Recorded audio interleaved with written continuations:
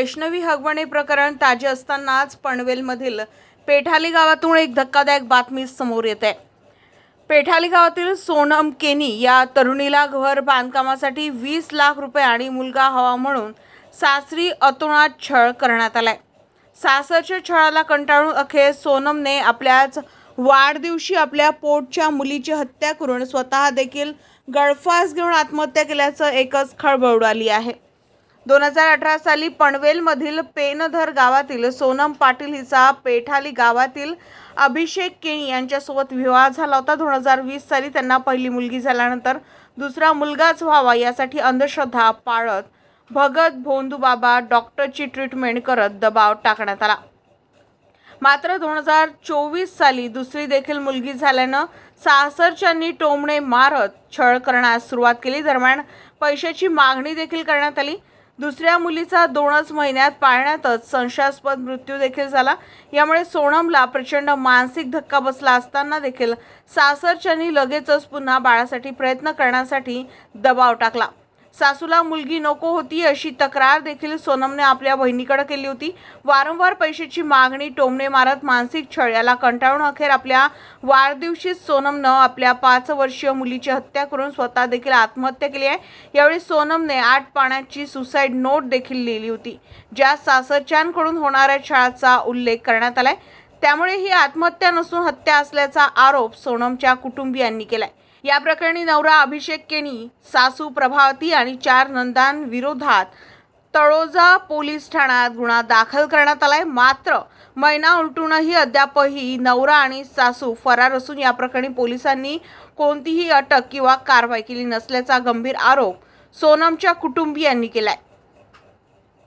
तर आरोपी पती आणि सासू जामीन मिळवण्यासाठी उच्च न्यायालयात दाद मागत असल्याची माहिती समोर आली आहे। आमच्या मुलीला आत्महत्या करण्यास प्रवृत्त केले असूनही आत्महत्या नसून हत्या आहे असा आरोप करत आम्हाला न्याय द्या अशी मागणी सोनमच्या कुटुंबियांनी केली आहे। सोनमने मला जेव्हा मुलगी झाली ना 1 महिन्यानंतर मला मी फोन केला चौकशी करण्यासाठी।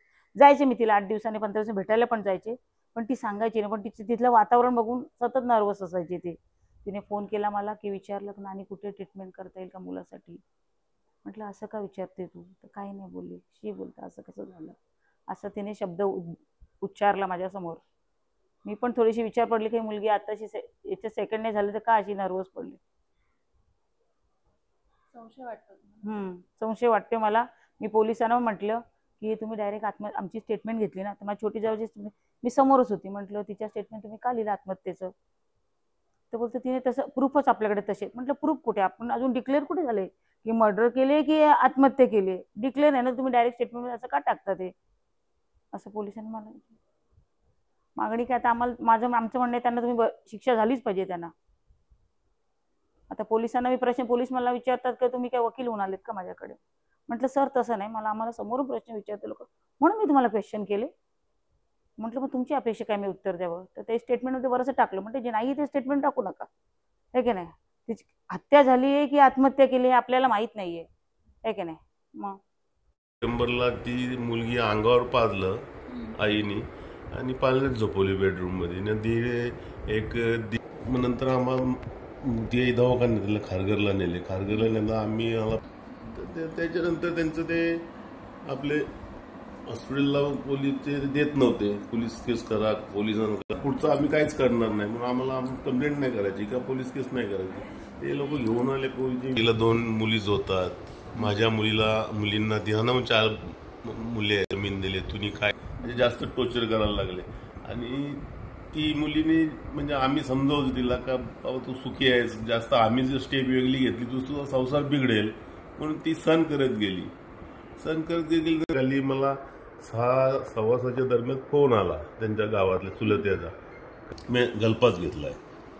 तर मी पटकन साईटवर होतो, तिकडे उसटण्याला मला यायला 1 तास उसटणं म्हणजे काही त्यांना म्हणजे गलपास घेऊन समाप्त झाल्या, तरी सुद्धा जाणून त्या हॉस्पिटलला पळव असेल मुलगीला पण केलं तिनेच, असं त्याही भासवलं। ती जो काय भले जातं आत्महत्या सुसाईड नोट पण तिची सोबत होती, पण त्या सुसाईड नोटवर ते म्हणजे आत्महत्या केली अशी दाखवलं भासवलं।